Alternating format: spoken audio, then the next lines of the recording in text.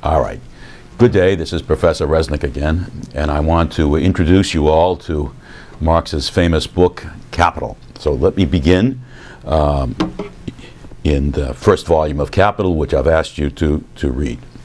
Marx begins by discussing the relationship between different kinds of commodities. There he discusses, as you will read, one coat equals 20 yards of linen. Let me put that on the whiteboard here. One coat equals 20 yards of linen. Okay. There are three aspects of this relationship that I want to focus on following the logic of Marx. First, as a use value, and remember what a commodity is. It has a use value, has an exchange value, that is, it's produced for exchange, and it's produced by concrete labor.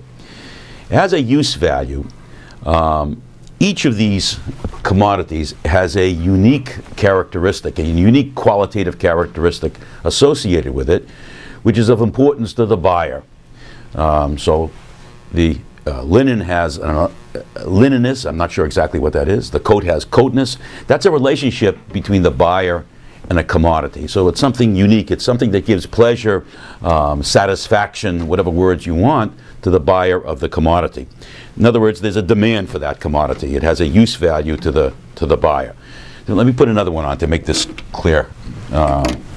This is one that Marx uses, but let me put this on. 40,000 toothbrushes is equal to one Mercedes-Benz. A little bit more dramatic than Marx's example. So here, a Mercedes has the driving capacity of an automobile, a Mercedes, to give people pleasure when they buy it. By the same logic, a toothbrush has toothbrush capacity, whatever that means, that gives pleasure, utility to the person who buys the toothbrush. Okay. Second, so each of these commodities has a use value, and notice these use values are different, they're not the same. Second, as an exchange value, these different things, these different entities, have a relationship with one another. They're exchanged in a certain proportion. Okay? And third, don't forget now, each of these is produced by concrete labor. That is, coat-making labor produces the unique and interesting characteristics of a coat, those use values associated with a coat. By the same logic, the linen maker produces the interesting and useful and unique characteristics of a linen, and by the same logic, we do it. The concrete labor of Mercedes-Benz labor produces the driving capacity of a car. The concrete labor of toothbrush labor produces the specific qualities of a toothbrush. So each commodity is a product of concrete labor, a specific kind of labor associated with that commodity that produces its unique and interesting features to the buyers of the commodity in society. Next, having defined this, Marx comes back and asks, why are these different things the same in a certain proportion? When you confront the world of exchange out there, economists, before Marx and after Marx, asked the question, a common question, why are these different things the same, and why in this proportion? I mean, after all, you can't drive a toothbrush down the road, and you can't brush your teeth with a Mercedes. So it's silly. So you have to ask then, why are these different things the same, and why in some proportion? Well, Marx begins. He argues that what makes a coat equal to linen, and what makes linen equal to a coat, and what makes it, in my example, toothbrush equal to a Mercedes, and what makes a Mercedes equal to a toothbrush, can't be the unique characteristics of each of them. Why? Because they're unique. They're different. So you can't use that which is different as an argument for why these things are the same. Okay? So something is going on here to make them the same, but it's not the use value of each of them.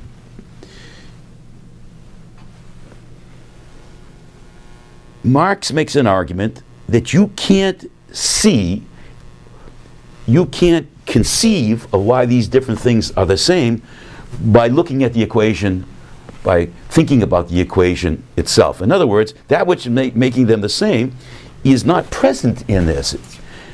It's missing. So Marx has to provide a theorization, an explanation of what is this missing property that makes these different things the same in some proportion. A theory of that missing property. He calls the missing property value. So he's presenting a theorization, a theory of value, that missing property, which makes these different things the same in a certain proportion. Now, just as a footnote to this. That's the Marxian theory of value. There are non-Marxian, or at least I only know one other, non-Marxian theory of value that makes these different things the same. That's called neoclassical economic theory, but that's a different course. We are staying with the Marxian theory of this missing property, and he presents that in Capital, Volume 1, and that's one of the reasons we're reading it. Okay, next step. In exchange, a seller of the commodity, that person that's selling toothbrushes or selling Mercedes or selling coats or selling linen, okay, is getting rid of the use value of the commodity. In fact, the seller of the commodity is alienating that use value, separating it to the buyer. The seller has no interest in the use value of the commodity. That's another way of discussing what production for exchange means. When General Motors, Ford, and so forth, when they produce cars for exchange, they're getting rid of the use value of that commodity as sellers, and the use value is only of interest to the buyer because the buyer is buying it for use and getting its, driving capacity, toothbrush capacity, or whatever. Okay, so the moment of exchange is the same moment for any seller when there is a separation, a dichotomy between the use and exchange value of a commodity. And once again, the seller only has interest in the use value of the commodity insofar as it is of interest to the buyer. Okay, that's one of the reasons for advertising, to stimulate a use value. That is a reason for advertising on the part of the seller, to stimulate use value so that the buyer will purchase that commodity. So the buyer, of course, is interested in the use value of the commodity because he or she is going to consume it for whatever pleasure that gives to the buyer. So that the relationship of the buyer to the commodity is one of a private relationship, whereas the relationship of the seller of commodity is a social relationship because she is only interested in the exchange value, that which is common to all commodities, and is alienating this private feature. The seller is as I said again, is not interested in the use value. So why belabor this? Well, this turns out, this separation between the use and exchange value of the commodity turns out to be crucial to understand Marx's theory of the origins of surplus value, or, as we've done so far in the course, the origins of class exploitation. That's its importance. You see, in capitalism, workers will sell something that they own, which is their labor power.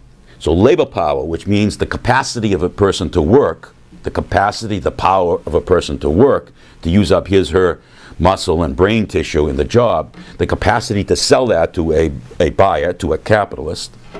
Okay, labor power is a commodity. When workers sell that commodity, following this logic now, they receive its value in exchange, the wage, but what they alienate, what they get rid of, is the use value of that particular commodity. Just like if it were a person who's producing and selling an orange, the buyer of the orange gets its use value. Well, in a parallel way, the buyer of the commodity labor power, which is the capitalist, gets its use value. And here's I don't want to say trick, but here's this breakthrough of Marx.